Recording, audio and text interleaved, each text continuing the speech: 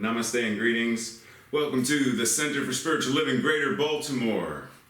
I'm the Senior Minister of CSO Greater Baltimore, Reverend Dr. Raymont Anderson.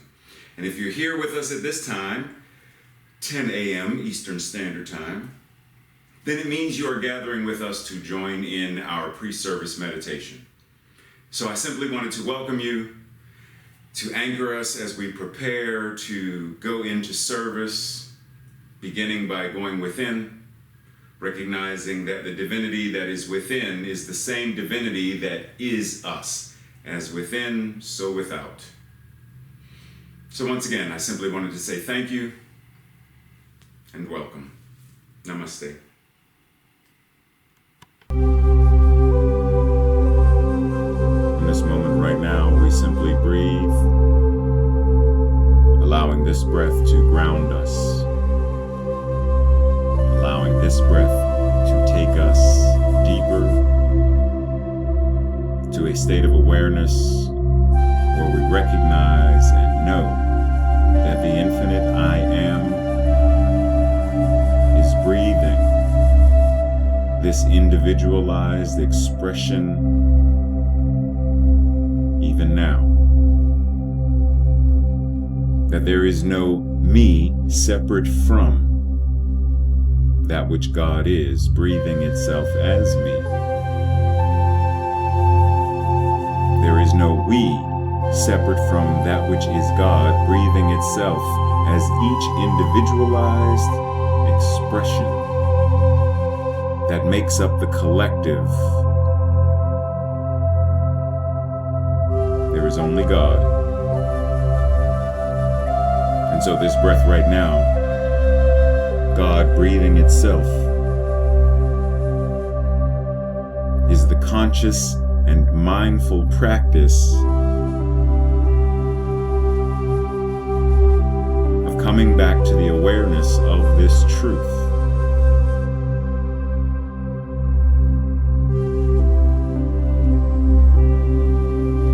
This is, in many ways, similar to how we nourish our bodies when we eat, and then several hours pass and we feel the hunger as the body desires more nourishment, and so we sit down and we eat to replenish. In much the same way, this meditation is our opportunity to replenish, to restore, to re-know the truth of our being.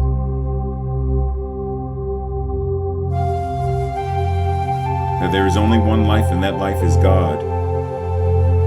And that life is whole, perfect, and complete, and that life is my life right now.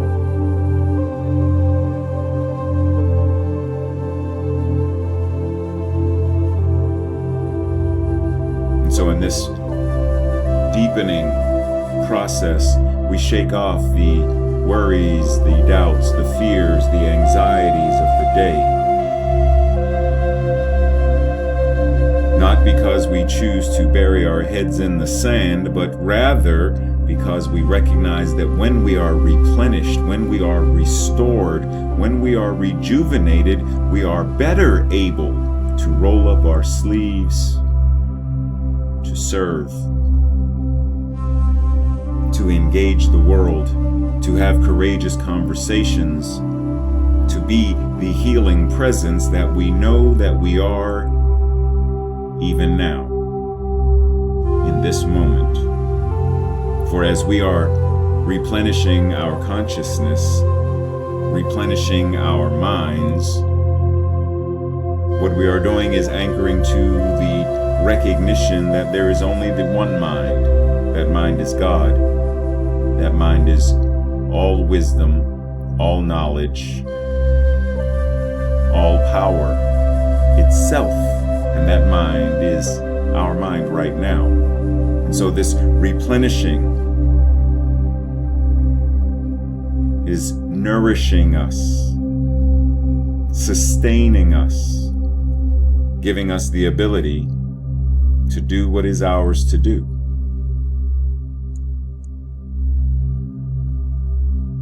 to allow us to have the fortitude, the stamina, the know-how, the willingness to demonstrate a world that works for all.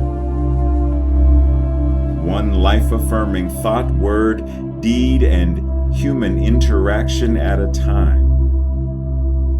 But we do so from our overflow.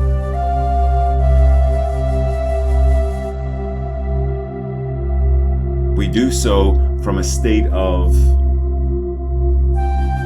recognizing that our cup runneth over. We also recognize that this idea of pouring into our cup and our cup running over is simply a colloquialism, a metaphor, but recognizing that our cup is without bounds, that our cup is the expanse of the galaxy, that our cup is eternal, is eternality itself, that our cup is God.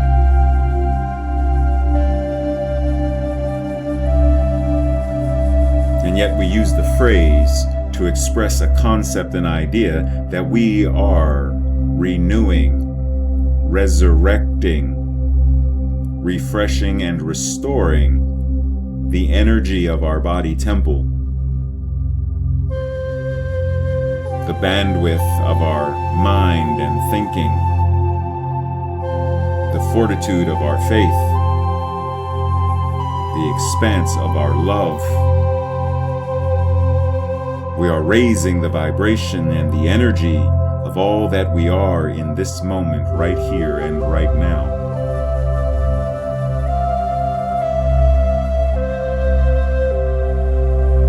We breathe, we surrender, we anchor and we ground, we align, and we evolve. We recognize that when we meditate, we are not simply meditating for our individual selves, but that because we are individualized selves of the one self, that when any of us individualizes prayer and meditation, because we are all one, that anything any single individualization does affects all. And that the vibration of love cancels out 1,000 vibrations of hate, of isolation. And so when we come together of like mind, where 2 or 3 or more are gathered, the nature of creation, of God, of spirit, of love must be demonstrating through creative action, through the power of the law of mind in action. And so right now, this meditation is changing the very fabric of the known galaxy and universe. This meditation is changing the very fabric of the planet Earth. That every being, every rock, every tree, every blade of grass must be vibrating with this meditation of oneness and unity, of wholeness, perfection, and completeness. That every rose petal and every bumblebee and every spider web vibrates with the healing power of truth, of at-one-ment, of the resonance of spirit itself. And so we breathe, recognizing. We breathe, recognizing that in this moment this is ours to do, to change, transform, transmogrify the very earth upon which we stand, the very air which we breathe.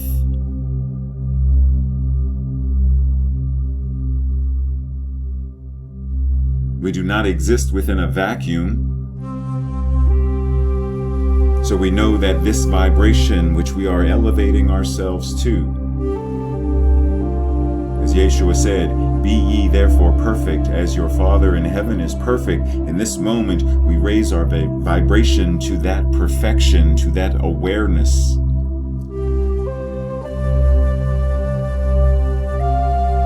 We raise this awareness knowing that it is not just for us, but that it is the truth for everything and everyone. For that which God is eminent. All that is within God.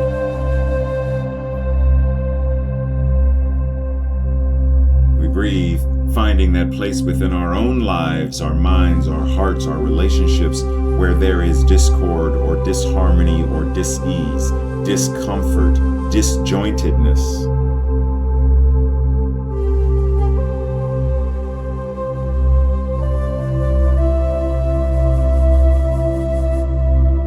Breathe, finding this space.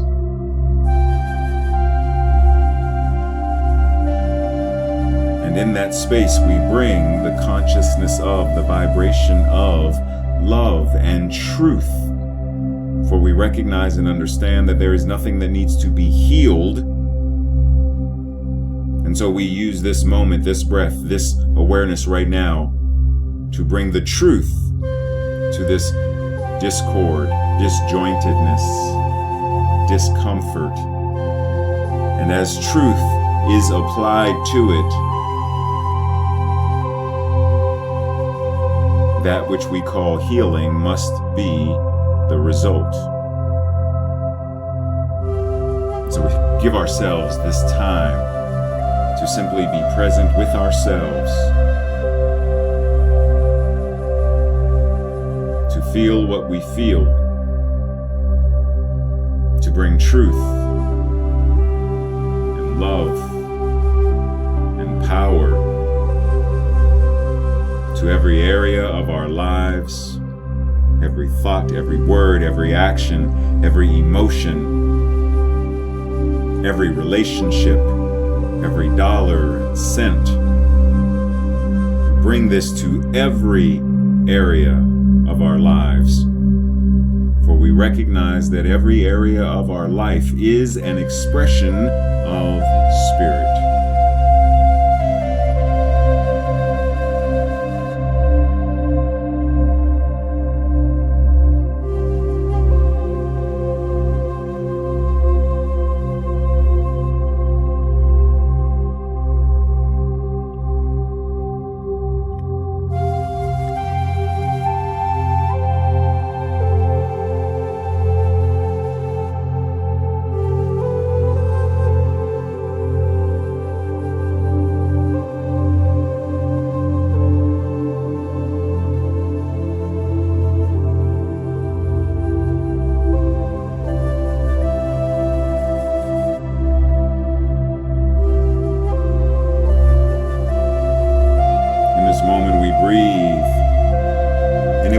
That there is a particular place in our life, in our experience, in our circumstances or conditions where we wrestle, then we will wrestle with this issue, this concern, and we will force it to bless us. That if in this moment I must carry whatever this is, that I must experience whatever this is, then I accept it and I command a blessing to be mine as a result of it. That there can be nothing against me, that everything must be for me, because God cannot be divided against itself. And so I breathe in this unity and recognition that if there is this thing, this circumstance, this situation that I seem to be struggling with or wrestling with, then in this moment right now, I breathe and command the blessing to be mine as a result of it. And as it blesses me, it dissolves and fades back into the no-thingness from whence it came. That the consciousness that created it is no more, for I am coming from a higher state of awareness, a higher level of consciousness, a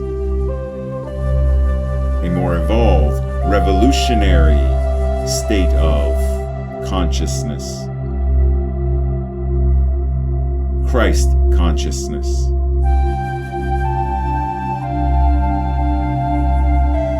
So in this moment right now, I breathe and I surrender to the breath. I surrender to allowing that which Spirit is, that which God is, to be what it is in me, through me, and as me. That there can be nothing other than that. For I am that. I am. I am that. I am ever becoming. For that which God is ever expanding consciousness. And what it is, each of us must be. Breathing. This breath reminds me that there is give and there is take. As I give the exhale and take an inhale. This breath reminds me that there is surrender as I simply allow the body to breathe without my intervention, my struggle, or my willing it to be a breath. Simply let it be. This breath reminds me to be present because I cannot breathe tomorrow and I cannot breathe yesterday, but I can only breathe now. So this breath, this very awareness of this breath is a spiritual reminder that breathing is a spiritual practice of surrender, of being present, and of being in the flow of give and take.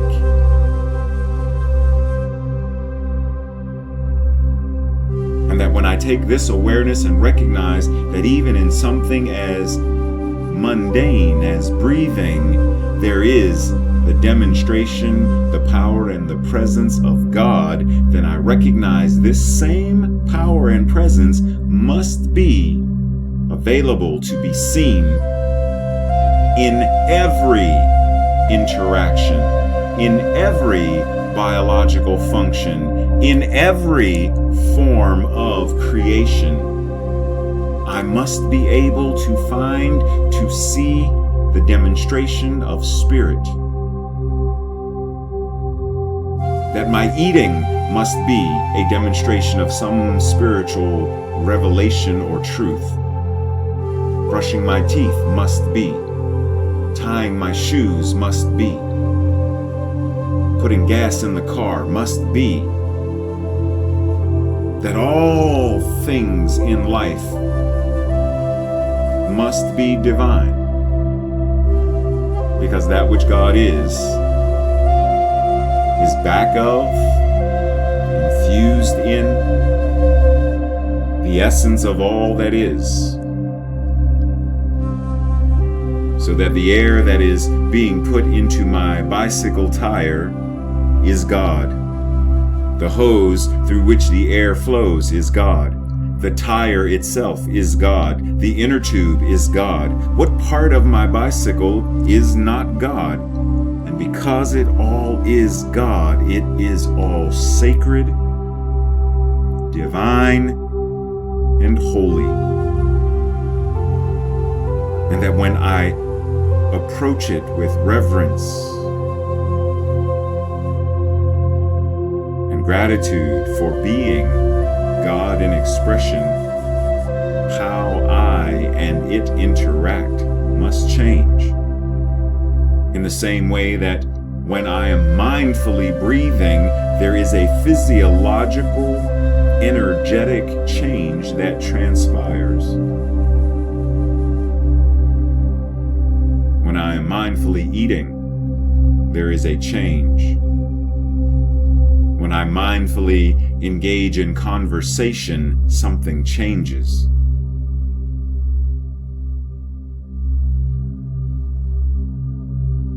And so I breathe, and as this meditation prepares to come to an end, I recognize that my meditative state, my awareness, is accessible. I am able to nourish myself at any time simply by breathing mindfully, consciously.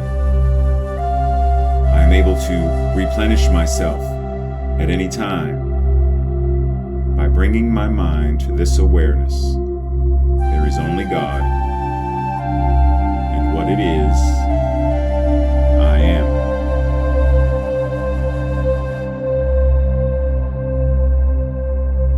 There is only God, and what it is, I am.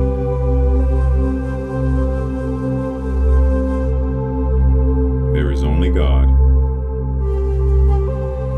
and what it is, I am.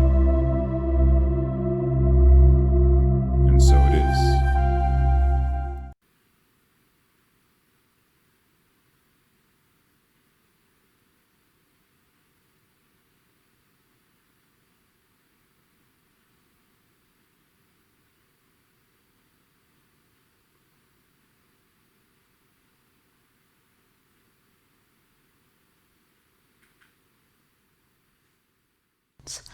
Honor the dark as you do the light. Receive the gifts that come to us by day and by night. I choose to honor the dark, uncertainty and change. Deliver us from fear until only love remains. Honor the dark as you do the light.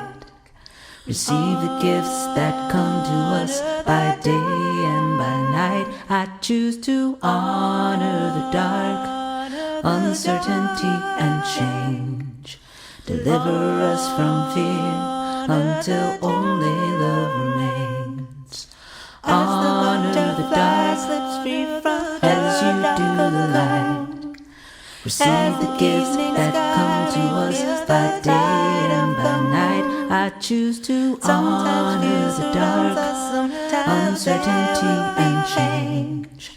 Deliver us from fear until only love remains.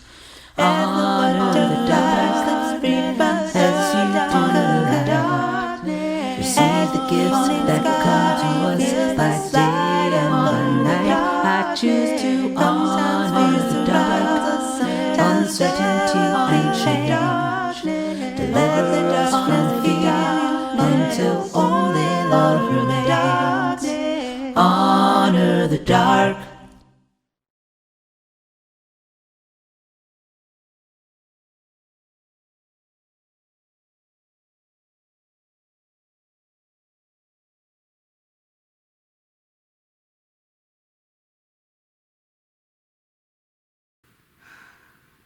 Good morning, good morning, good morning, and good morning, and what a morning it is.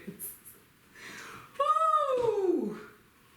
I hope y'all morning is doing exceptionally great, because we are having a ball in the studio today. Ha, ha, ha. Woo! Okay, so welcome to the Center for Spiritual Living Greater Baltimore's virtual service. Woo, I am your host for today, and my name is Tracy Rhymes. Our senior minister, Reverend Dr. Raymont Anderson, who led the pre-service meditation, will deliver today's message. Our guest musician is Leah, and assisting with making this service open, inviting, and accessible to the deaf community, our awesome and great sign language interpreters, Deidre Wilcher and Sonia Chavis. Whew. Just take a breath right now. Just take a breath right now, and knowing This service is going to be amazing and great. So now we honor the world's religions. One tree, many branches, one mountain, many paths. One world, many religions and spiritual traditions. With the lighting of these candles on the first Sunday of each month, we not only honor each person on their select path, but we also bless them and recognize the light, the love, and the life-affirming nature of spirit as it shows itself in each path, in each practice, and in each person.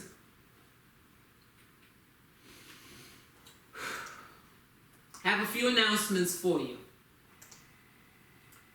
Membership, what is it? It is belonging, connection, and spiritual growth. Any time is a good time to become a member, and you can do so now virtually because our Great Discovery class is available online. Contact us at info@cslgreaterbaltimore.org for more information. If you haven't done so, I'm going to tell you today, sign up for the CSLGB newsletter so you can stay informed about classes, gatherings, virtual meetings, and life-changing happenings in your CSL Greater Baltimore community. These things that are not mentioned on Sunday. Visit cslgreaterbaltimore.org for more information and to sign up. Excuse me. The Science of Mind textbook exploration group facilitated by Reverend Dr. Ray. This is an amazing exploration. This happens on Wednesdays from 7 p.m. to 8:30 p.m. Eastern Standard Time. The investment is a love offering directly to Rev. Dr. Ray. For more information and to join, the important thing to do is send an email to Rev. Raymont at cslgreaterbaltimore.org or Raymont Anderson at raymontanderson.com. Excuse me. Thursday night study group facilitated by licensed practitioner Dr. Ronnie Ellington.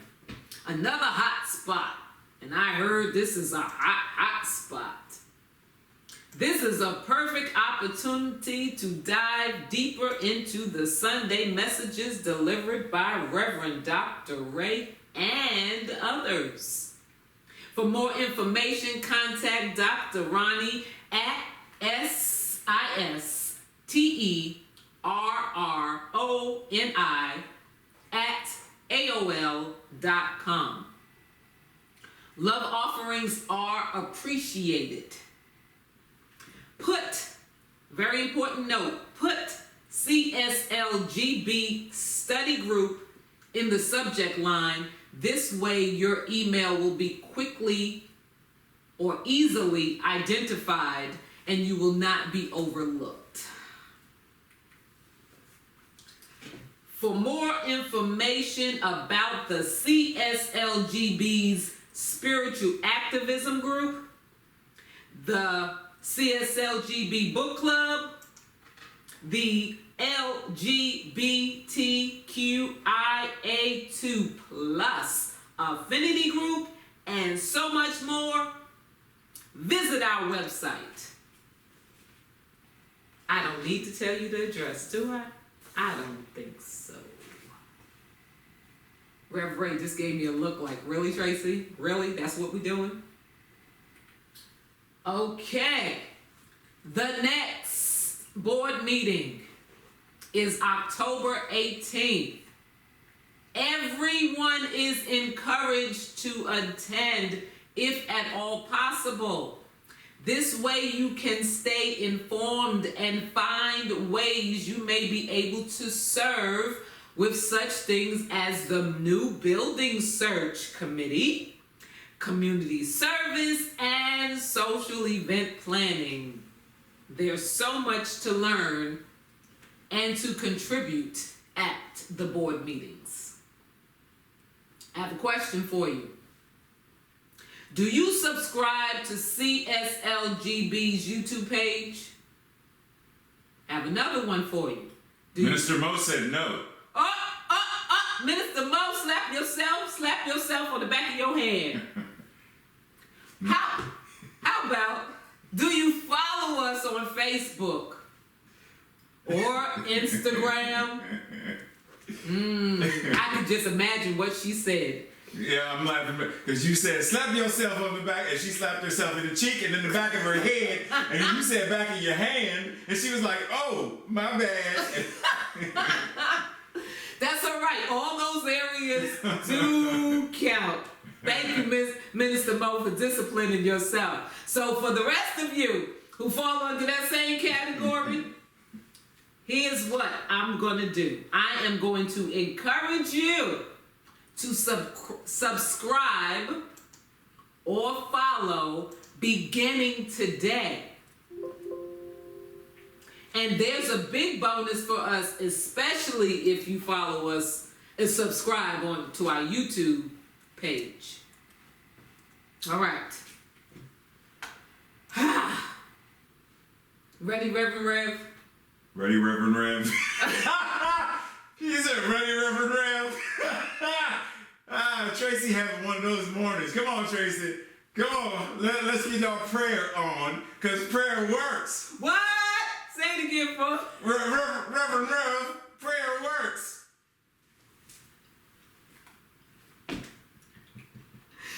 Whew. Yes, prayer works. If y'all only knew what happens in this studio. Okay, so prayer works. Y'all know it, y'all know it, y'all know it, y'all have experienced it. And we as a community will continue to treat and move our feet, knowing the truth for everyone around the planet. Today, prayer requests can be sent via email to info@cslgreattobaltimore.org. All right. It's that time of service where we will have our musical guest. And our musical guest today is Leah. Leah is a great voice singing great songs. That is the simplest way to introduce you to Leah's music. While she often draws comparison to other female phenoms like Tracy Chapman, Joni Mitchell, and Ani DiFranco, Leah's sound seamlessly blends gospel, jazz, country, and R&B into her own style. Soul folk. Just in case that didn't come out the second time correctly. Leah was born in Baltimore to a father who toured the world playing trumpet in the funk band Black Heat, and a mother who dreamed of opera while performing with her siblings in the Jones Family Gospel Singers. Leah was singing on the pulpit of the Baptist church where she grew up as soon as she could speak. When she discovered the acoustic guitar as a teenager, she began teaching herself to play by writing songs. Leah's final year in high school in Germany at a classical conservatory where she sang with the jazz ensemble Black and White and co-wrote with the Baptist pop trio Indigo Wild. Oops, I said that wrong. She did that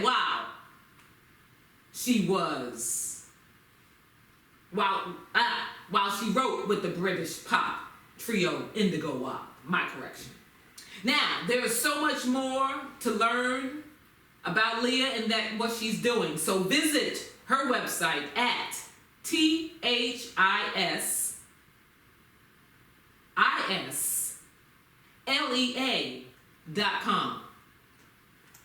I give you Leah.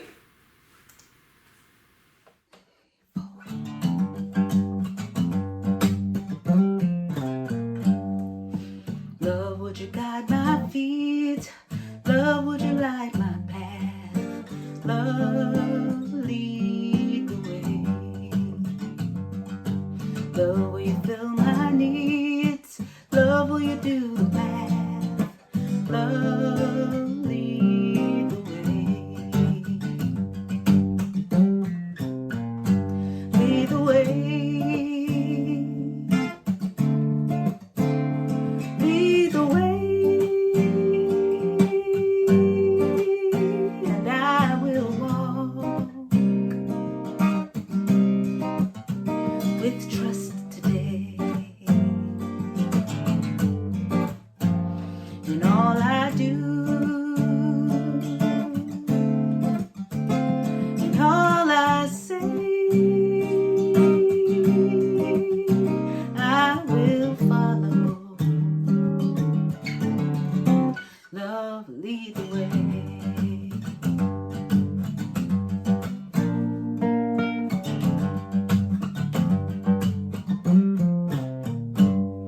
When I don't know what I'm doing, when nothing seems okay, love, lead the way. When I'm only feeling broken and holding fear at bay, love, lead the way. Lead the way. Lead the way,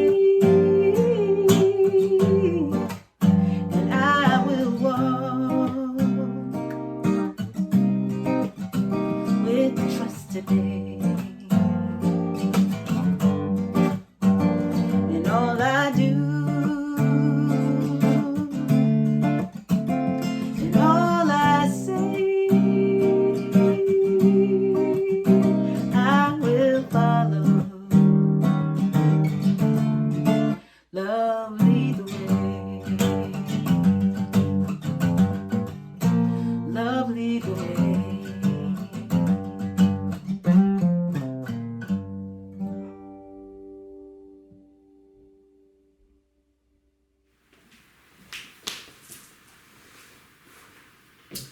Thank you, Leah. Okay, so now it's time for our in-service spiritual practice. As we prepare for today's spiritual mind treatment, let us do what the psalmist invites us to do in Psalm 121, verse 1 and 2. I will lift up mine eyes unto the hills from whence cometh my help. My help cometh from the Lord, which made heaven and earth. I lift my gaze. I lift my countenance. I lift my awareness. I lift my consciousness and anchor to that which is the one power, the I am that is ever expanding, ever evolving, ever creating, and ever being what it is as me. In this moment, I accept the divine birthright of my beingness. I am the divine steward of my mind, my life, my experiences. When I lift my eyes, I am not turning or seeking to avoid or to turn away from the injustices, suffering, and experiences of others. Rather, I, like a skilled physician who knows the body inside and out and works to facilitate healing of the patient, I, a skilled metaphysician, am seeing, moving, understanding that back of the injustices, suffering, and non-life affirming experience is an erroneous paradigm, thought form, and belief. And so I now choose consciously and actively to impress and express through my life, my heart, my relationships, and my interactions with others the truth of our collective spiritual magnificence. I lift my eyes and I see clearly now. I lift my heart and I feel powerfully now. I lift my life in service and I act audaciously now. And I know this truth to be the truth for each person now reading these words, listening to these words, meditating on these words, resonating with these words, living these words. I believe in God and nothing else. I believe in love and nothing else. I believe in peace and nothing else. I believe in compassionate collaboration, communication, and creation of systems that are just, equitable, and inclusive, and nothing else. Knowing this to be the fruits by which I am known, I prosper and multiply accordingly. The 5,000 are fed, clothed, sheltered, supported, loved, and poured into in ways that they now give from their overflow. Into the law, this treatment is sown, and with mechanical, impersonal, scientific precision, from the harvest of the law of mind in action, I reap the harvest of this answered prayer. It is done. It is so. And so with immense gratitude, I allow it to be. And so it is.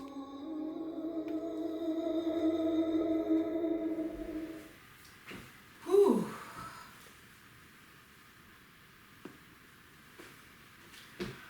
Whew. Thank you, Reverend Ray. All right. For all you praying folks, please send some prayers. Please send some energy. Send everything you can right about now. All right, so it is time for a powerful word from our senior minister, Reverend Dr. Raymont Anderson. He has frequently been referred to as a Renaissance man. One look at his resume and the reason is clear. As a lifelong learner with a passion for self-development, personal transformation, transmutation, and self-awakening, he lives his bliss as a teacher, a mentor, a speaker, a minister, and so much more. His mission is to live, move, and be an active, which is authentic, compassionate, transparent, inspired, vibrant, and empowered member of society who serves to educate, elucidate, emancipate, awaken, and empower people and communities. Reverend Ray, come and knock it out the park.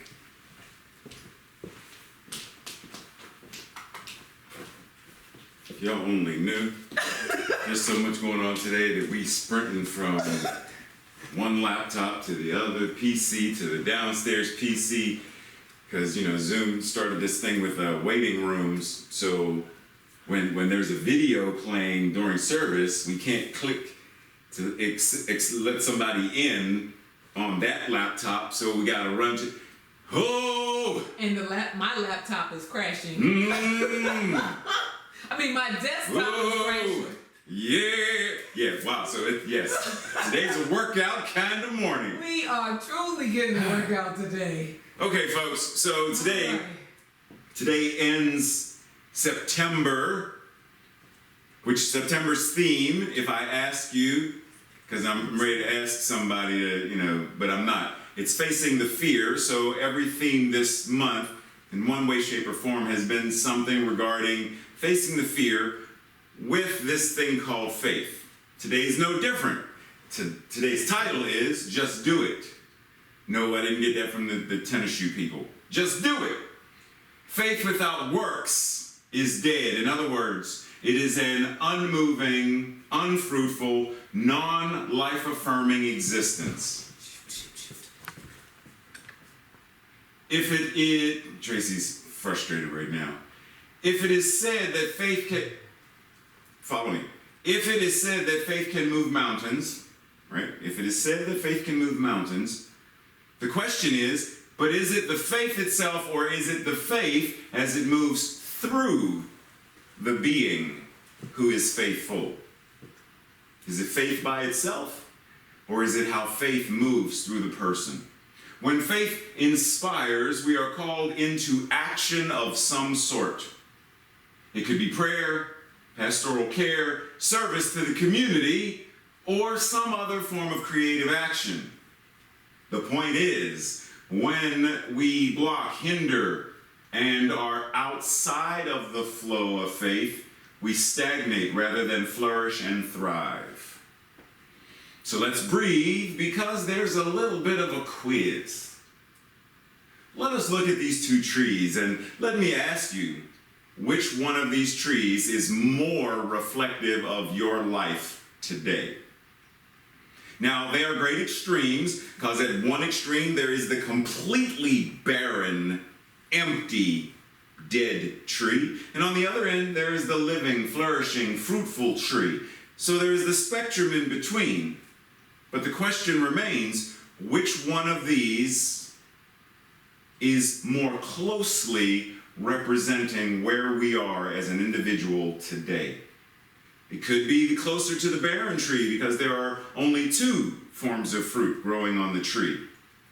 It could be closer to the fully fruitful one, but every branch isn't being fruitful. There are a few branches that are barren, but overall the tree is producing. It could be anywhere in there. But the question remains, come back to and ask, which one, where am I, if my life looked like a tree?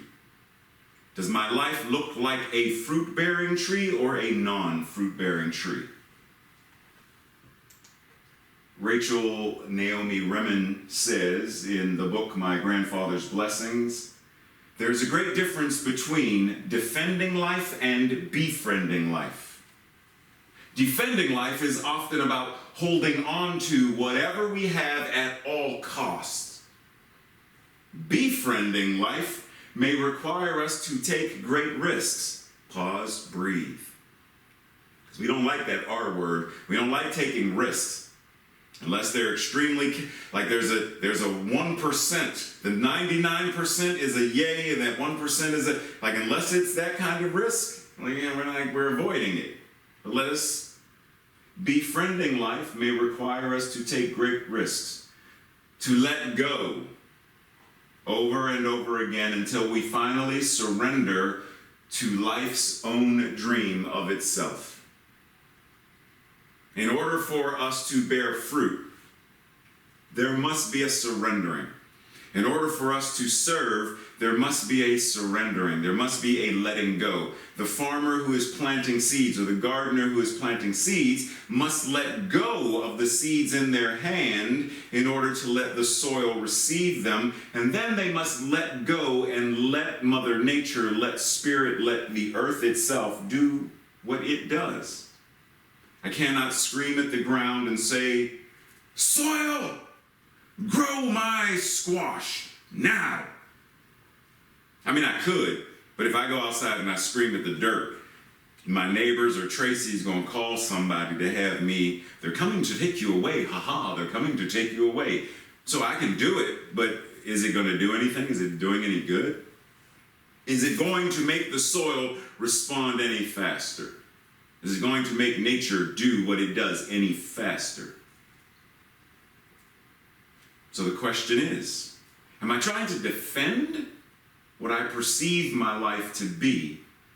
Or am I befriending that which life is as it lives in, through, and as me? One is about struggle and clinging and attachment, jealousy and envy and fighting to keep the status quo. And the other one is let go and let God. Let go and let God by letting go and being that which God is, as each one of us.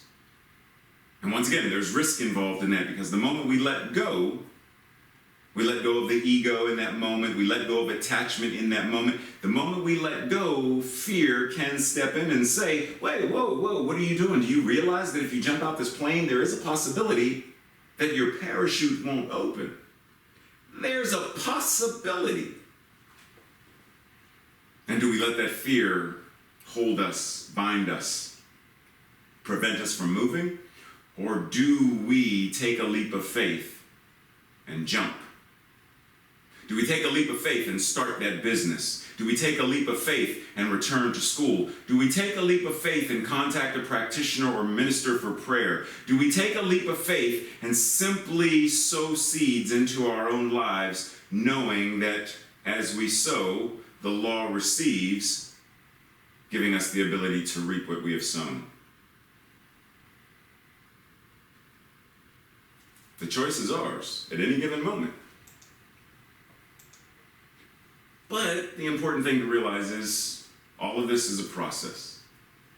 Making a meal is a process. We already know this, and I don't care what the meal is.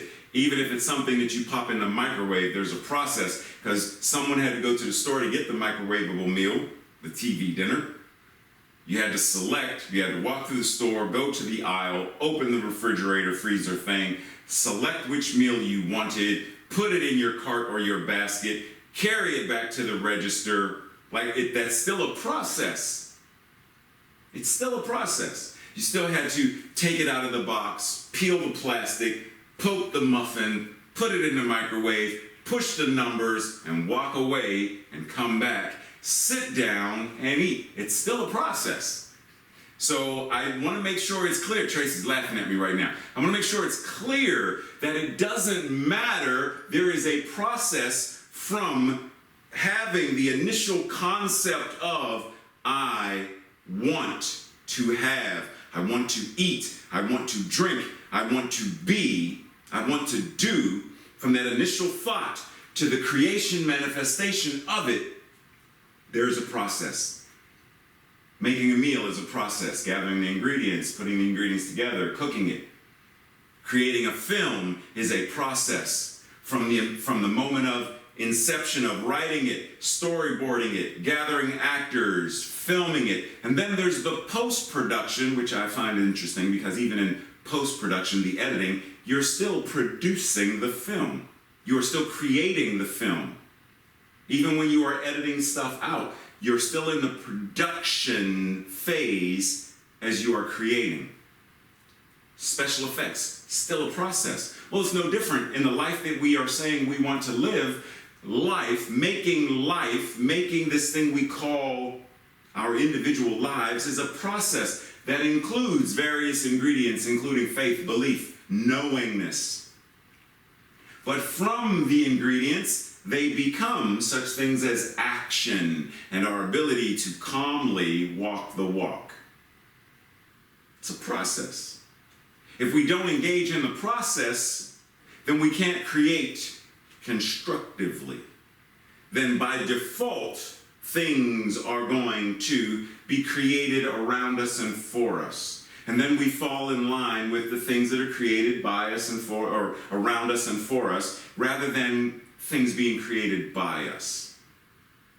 Think about this for a second. When we were children, we didn't have much say in what we had for dinner. Nope. Kids today have a lot more say in what they're going to have for dinner. Yep. When I was a kid, the last thing I was going to do was tell Lois that I wanted meatloaf. Because Lois said, "You want meatloaf? You better go down the street and find somebody that's making meatloaf. I made liver and onions today." "Man, I don't like liver." "You gonna eat it or you ain't gonna eat."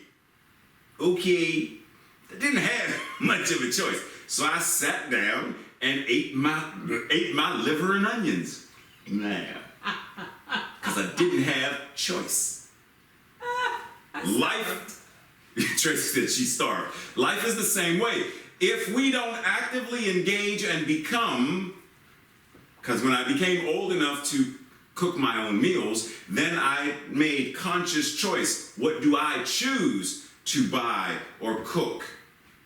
And then there were many times when I cooked that my parents would say, "What are you making? Can I have some of that?" And I made more and gave it to them. When we choose to engage from a more conscious place, then we are able to share and to give, rather than simply have everything around us given to us by default. So we're at this place called action and walking the walk, but we do realize that that's not where it stops, because when we are engaging in action, the walking the walk is the various spiritual practices. Walking the walk, being engaged in action, is praying and meditating. It is forgiving actively, consciously. It is journaling. It is all of these things and so much more. But it doesn't stop there, because the moment we engage in spiritual practice, we know that we are engaging in spiritual practice for a reason. And that reason is volunteering, coaching someone, mentoring someone, being involved in advocacy of some sort, hospice work, seva, which is community service. It means being engaged in the community. But it doesn't stop there. What? Because the reason we are doing that, engaging in that, is so that that then becomes engaging in a world that works for all. Up-leveling so that we are awakening humanity to our spiritual magnificence. Each of these things is part of the process that goes into what we call that final meal. That from the moment of being hungry to the moment of sitting down and nourishing ourselves, the process, creation. Because if I'm going to live a fruitful life, then there must be fruit. There must be something to be seen. There must be something to be shared. There must be something to give, some way of serving, not just myself, but serving the world, serving humanity. But this takes risk, because the moment I do it, the moment I have a yard, and in my yard there is a peach tree, the moment peaches start showing up on the tree is when the neighbors start coming knocking. "Hey, Reverend Rev, I see peaches growing on your tree. Can I have some peaches?" Well, I mean, Tracy was going to make cobbler and some peach cornbread and some peach smoothies and some peach stuff. The moment people see that you are living a fruitful life, people are going to knock. To whom much is given, much is required. But we shouldn't let the knocking cause us to be fearful and shy away. If I am growing peaches, then I know that I am growing peaches in order to serve mankind. If I am growing a bountiful financial life, then I know that as a philanthropist, I am doing so that I can give and help others to rise in their financial stability, overflow, excellence. So if we're doing this, then the purpose is to do it and do it well so that we are benefiting humankind. Ernest Holmes says, we should be careful not to divide our mental house against itself. Having announced the law of liberty, we must not deny it. When we shall all know the truth, not when we all just talk about the truth, when we shall all know the truth, then ways and means and methods will be found for the freedom of all. Not some, not a few, for the freedom of all. The mold of acceptance is the measure of our experience. It's like our mental equivalent. The infinite fills all molds and forever flows into new and greater ones. When we create this mental equivalent, that which spirit is matches it, sustains it, supplies it, because our mental equivalent is its mental equivalent in this individualized form. Within us is the unborn possibility of limitless experience. Ours is the privilege of giving birth to it. So then the question becomes, how is your house divided? First, is your house divided? But if it is, how is it divided? Is it divided because we're walking and proclaiming, yes, I am a prosperous, wealthy being, while counting pennies and screaming about scarcity and lack? There's never enough to go around, and I have to rob Peter and pay Paul, like we talked about last week. Now, I can be counting pennies while still declaring and affirming prosperity and abundance and overflow. But if I'm counting pennies from the consciousness of lack while speaking this prosperity and abundance, then I'm divided. I am serving two masters. I'm serving the master of abundance and serving the master of scarcity, lack, and limitation, rather than infinite potential and possibilities. Am I divided in my house because I am talking about my beloved community and how great and wonderful, and yet I don't engage anyone within my community? I'm a loner and isolated. I don't talk to people. I don't volunteer. I come in, I come out, I run. I show up and I leave. Where's Reverend Rev? He just popped in, took a cookie, and left. How is my house divided? Tracy's laughing at me again because I used the Revy. I'm going to use it all the time now. Minister Mo said Revy Rev. I'm using it now. It's a business card. It's because it just clicked in what I said. It's fine. It's fine, Tracy. So the question is, how is our house divided? Because if it is, when we recognize that it is, then our invitation is to reconcile that and bring it back into wholeness or oneness. Now let's have a nerd moment. That made Minister Mo excited.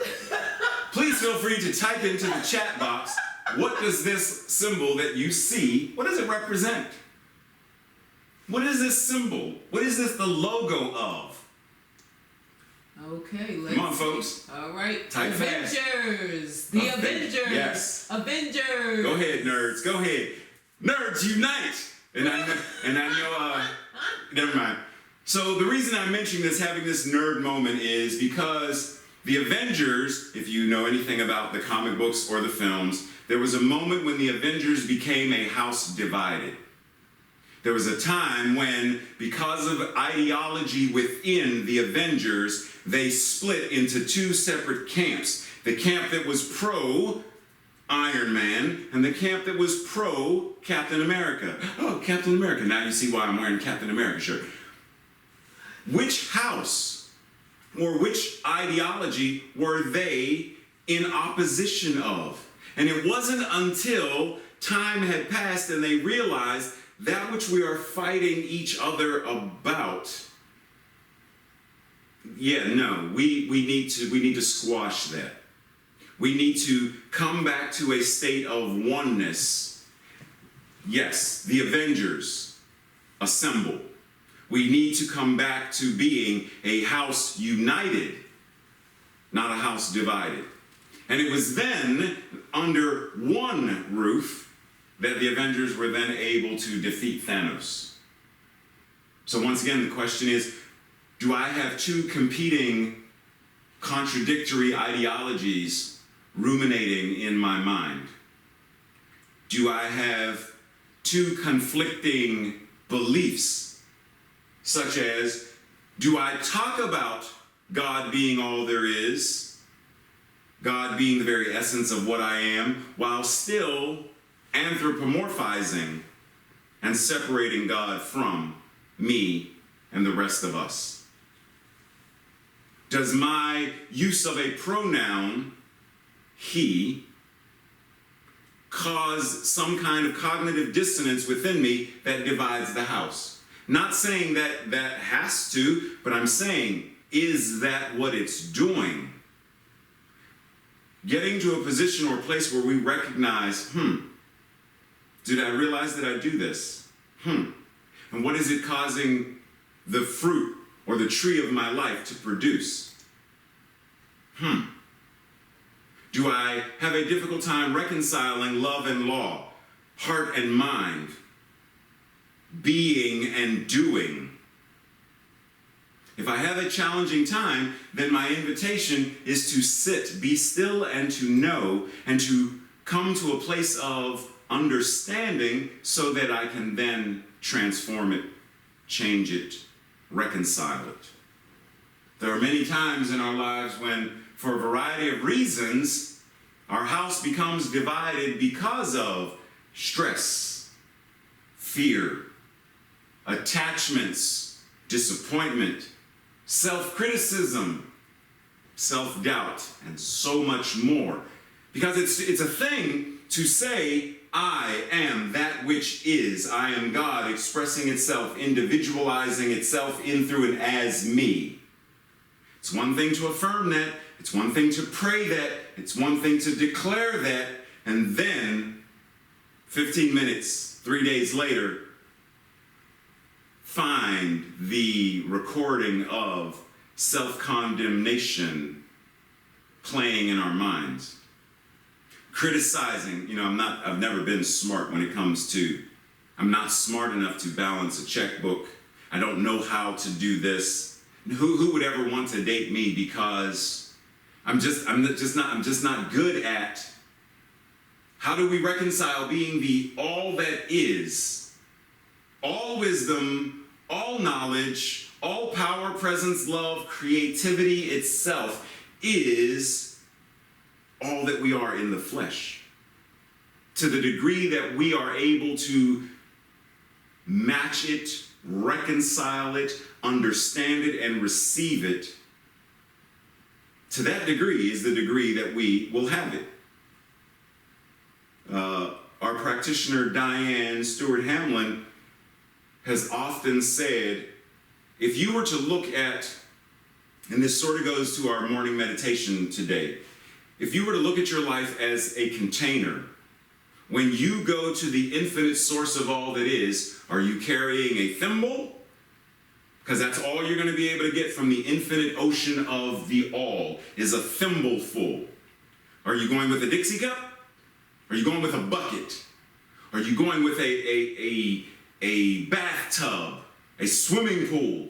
Or are you plugging directly into it with a pipeline so that there is a direct flow of, through, and as the infinite pumping right into? That it is not a simple container that can be quantified, it can be full, there's an end to it, but rather tuning in and recognizing that the infinite is all that we are. How is our house divided and preventing us from living our lives fully, fruitfully, Abraham Joshua Heschel said, "The world is torn by conflicts, by folly, by hatred. Our task is to cleanse, to illumine, to repair. Every deed is either a clash or an aid in the effort of redemption."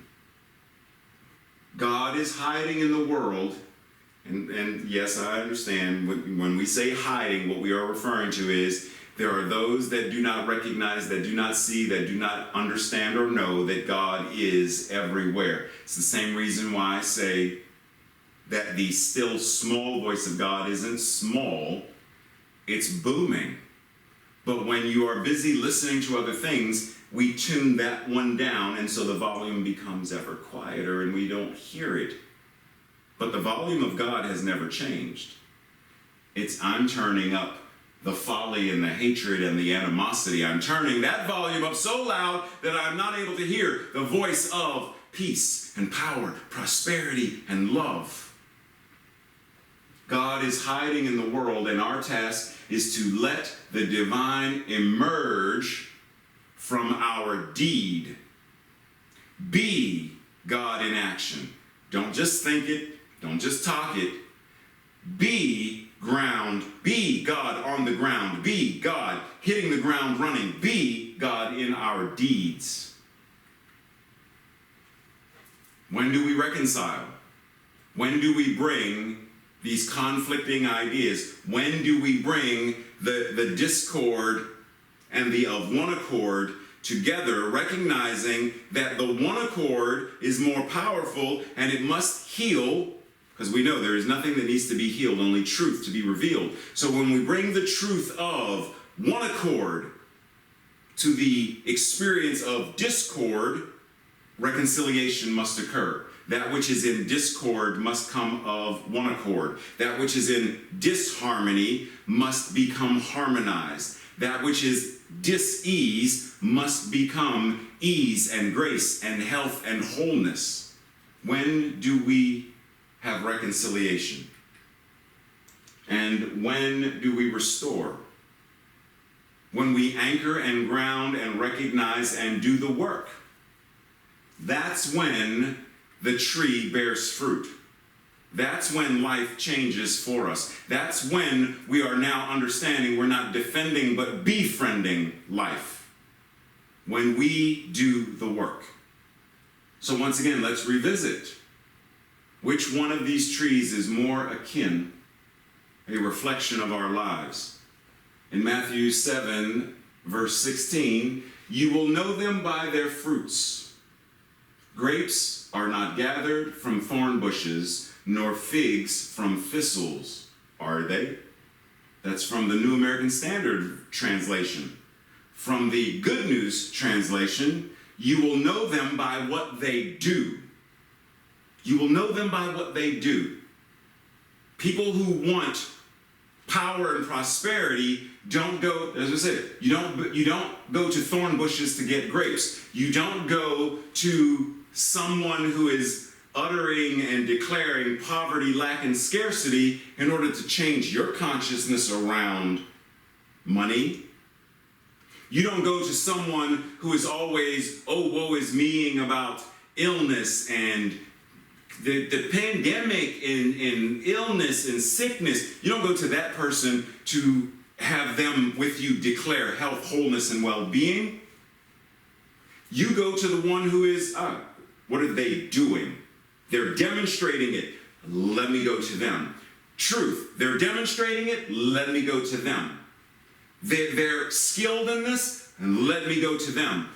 Being known by what we are doing. So the question then becomes, then what are you doing?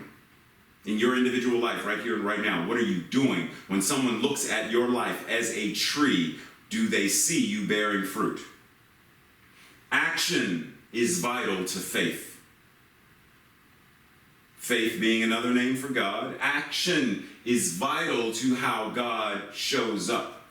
It is easy to have faith if we sit in a room tucked away from the world.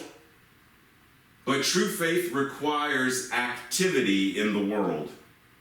The law of circulation requires inward and outward focused activity. In and out. Inhale and exhale. Yin and yang. Prayer, treat, and move your feet.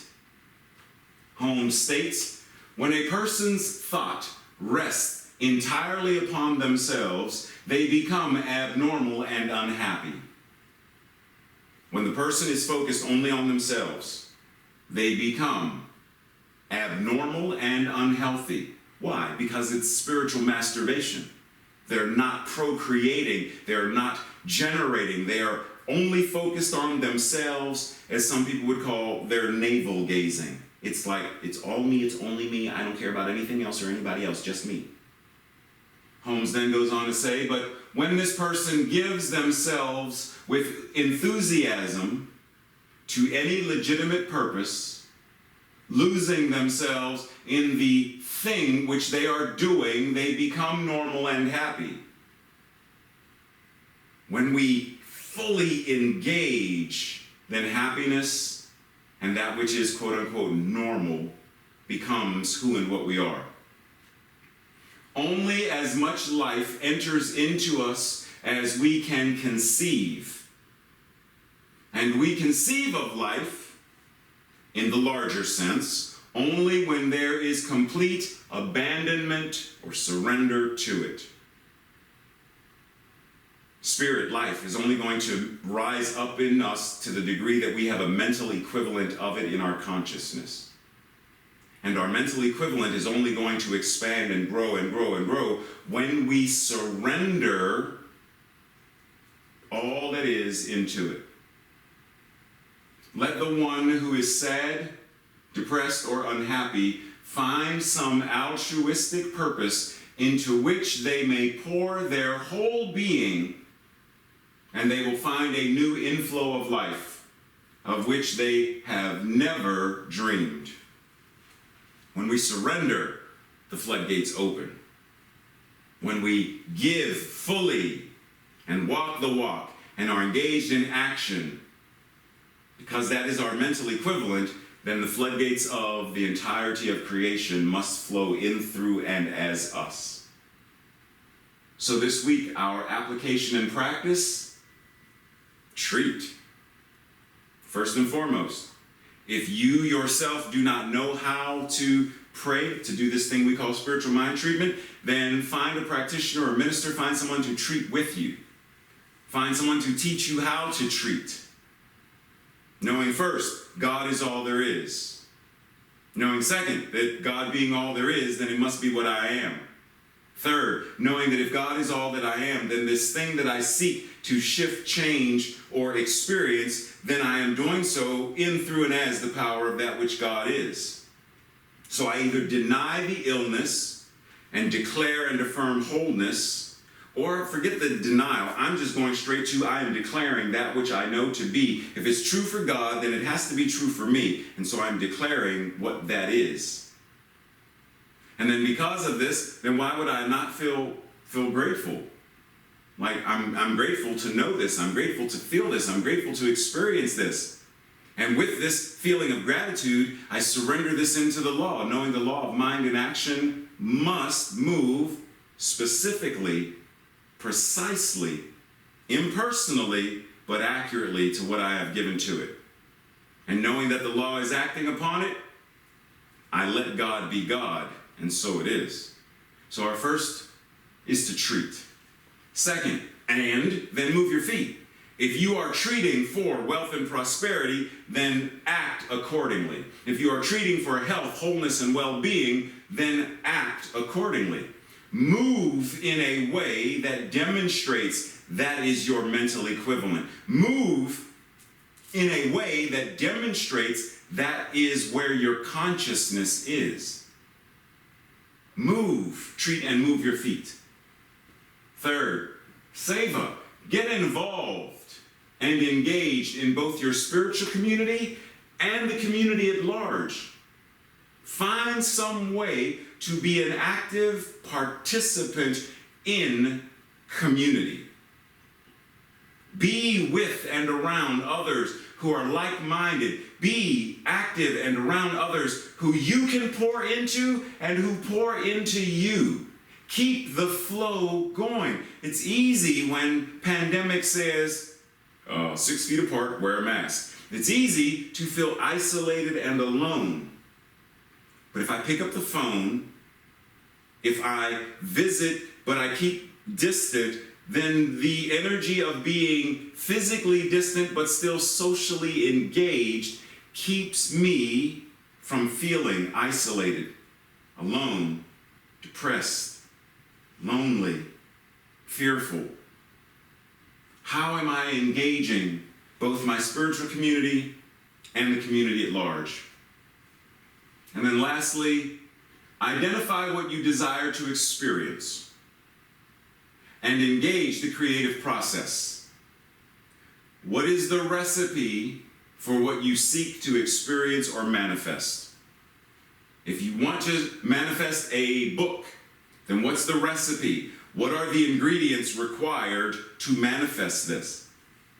Tracy and I were just having a conversation, I think it was Wednesday or Thursday, about if interpreting is that which you desire to manifest, then what are the objectives or goals? What is the recipe that gives you that as your manifestation? Everything in our lives, there's a recipe for it. There is something in the process of how we go about creating it and demonstrating it.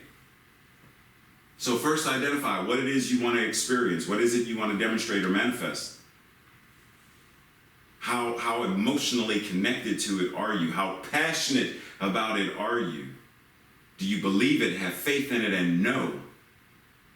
Because when you have belief and the faith and the knowing, then the action. And from the action, the spiritual practices. And from the spiritual practices, the ways of showing up in community. And from the ways of showing up in community, the world must change. But it starts with, what recipe do I need to know? What recipe do we as a community need to know? What recipe do we as a planet need to know in order to demonstrate and manifest and experience a world that works for all? Today's declaration, affirmation. I'll say it first, then together. Today I act in ways that declare the inherent goodness, godness of all. Together. Today I act in ways that declare the inherent goodness, godness of all. And so it is. And so at this time, I bring us back to a state of receptivity as we welcome the magnificent, the talented, and the ever-powerful Leah back to the stage.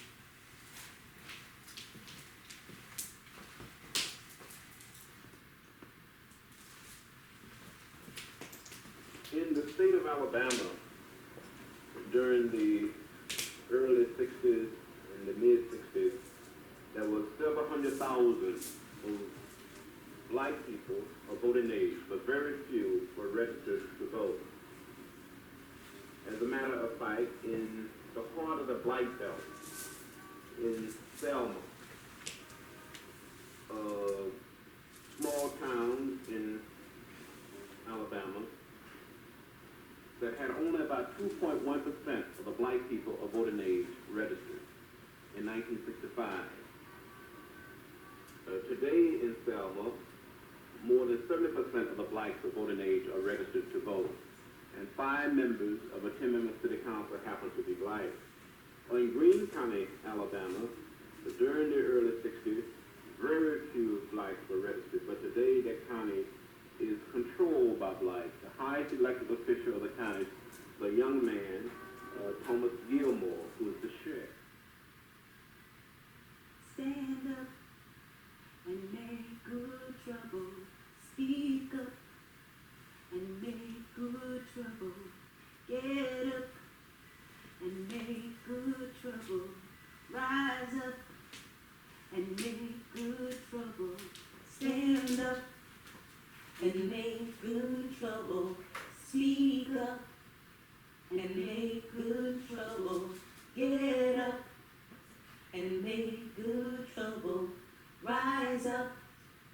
and make good trouble. Stand up and make good trouble. Speak up and make good trouble. Get up and make good trouble. Rise up and make good trouble. Never be afraid to make some noise. Make some noise. Never be afraid to make some noise. Make some noise. This is the struggle of a lifetime. Make some noise. Good trouble. This is the struggle of a lifetime. Make good trouble. This is the struggle of a lifetime. And make good trouble.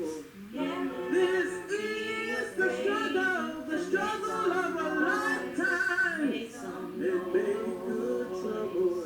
So you tell us to wait. You tell us to be patient. We cannot wait. We cannot be patient. We want our freedom and we want it now.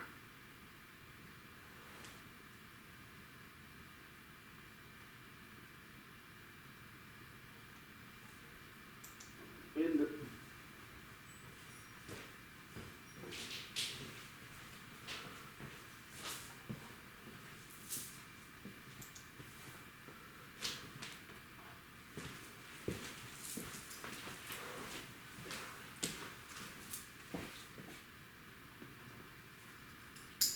If y'all can see Tracy's face right now. Tracy is so frazzled this morning, all we can do is laugh. So let's breathe.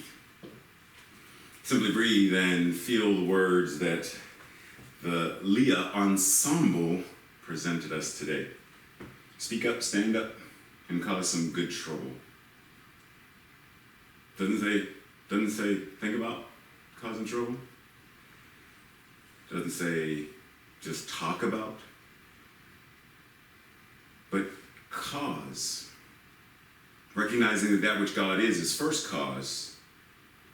And that we must be that first cause individualizing itself.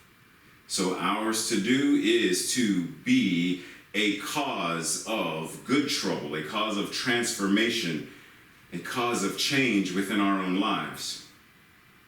In the same way, going back to food for a second, because Tracy and I were talking about this the other day when I was cooking. In the old house where the stove was, the wall was right beside the stove. And so when I cooked, somehow something splashed on the wall. So I was making graffiti, colorful things on the wall. And Tracy would always say, dude, what did you cook that's purple? What is that? And we were laughing because there's no wall beside the stove where it is now. So she said, well, you can't do that now. You can't make a mess. At least I can't make a mess against the wall. Exactly. Because I still make a mess. Yeah, I still make a mess. So when I cook, pots, pans, dishes, utensils, there's a huge... So I mention this because in the process of cooking, I'm causing trouble.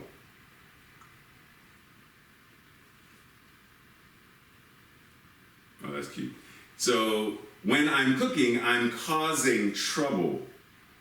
Good trouble, because what I'm doing is providing food, nourishment for Tracy and I and company that we have. So ours to do is cause some trouble.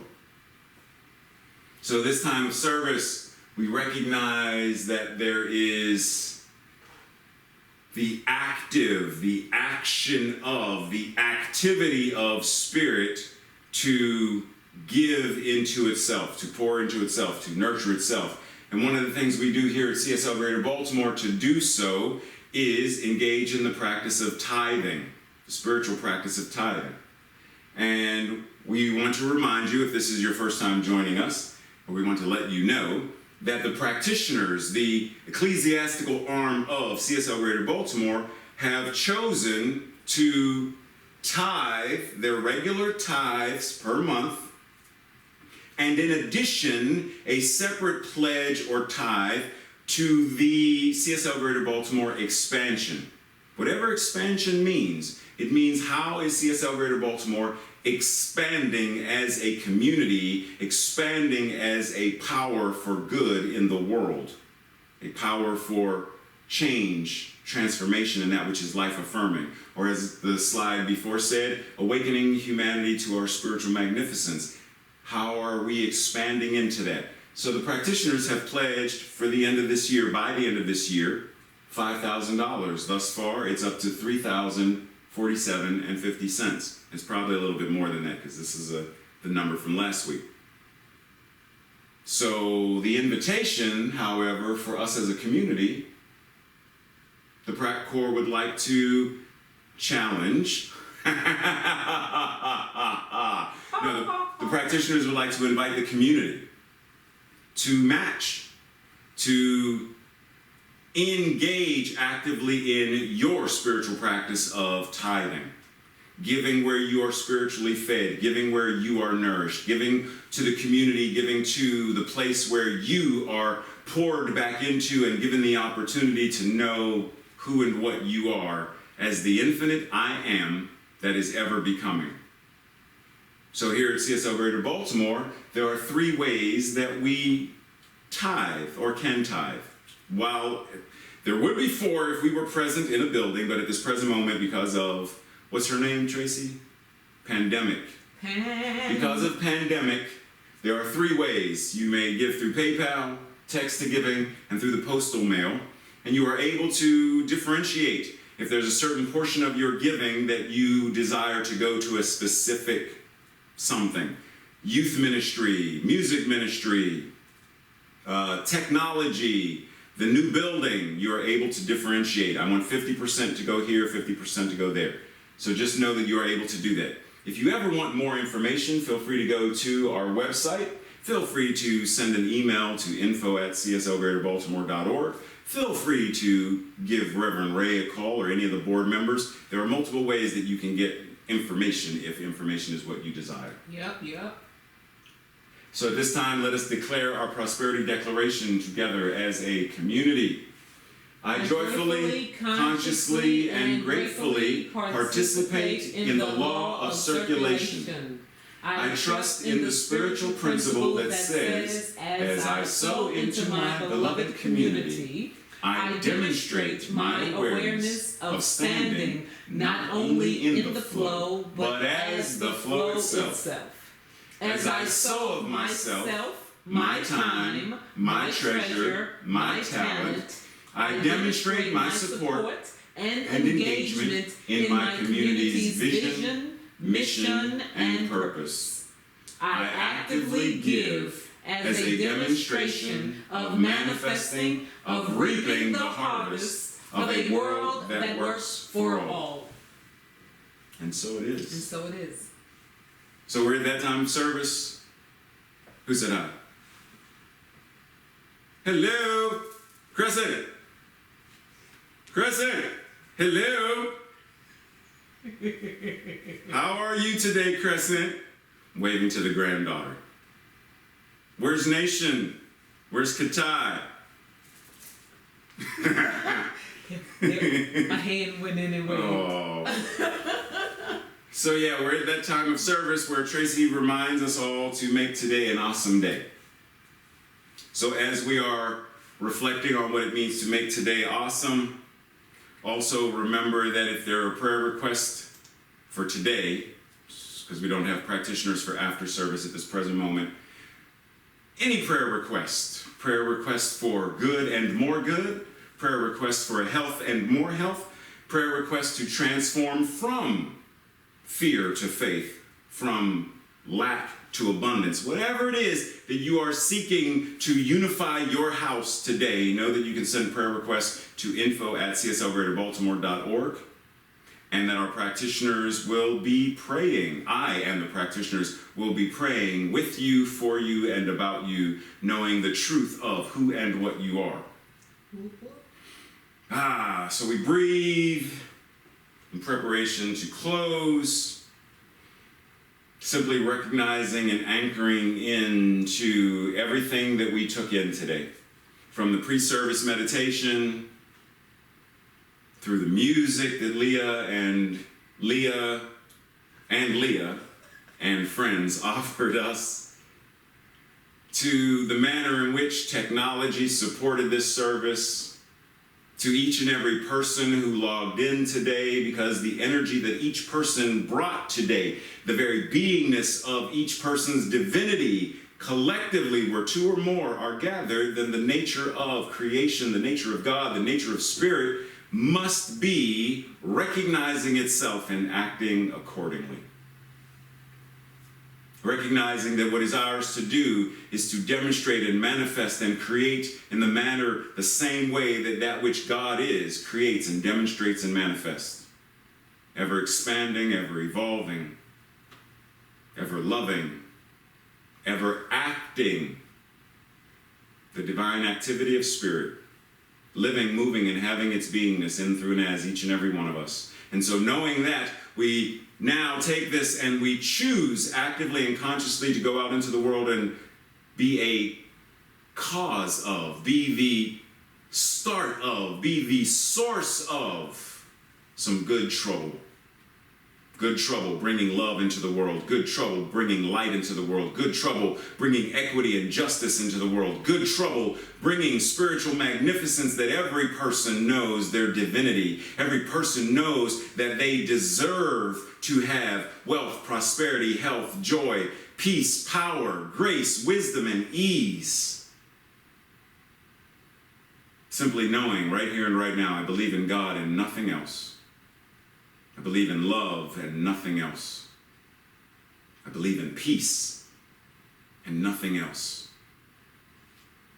I believe in the infinite I am, that I am ever becoming greater and greater, more and more, tuning in and tapping into the very essence of my being, and I believe in nothing else.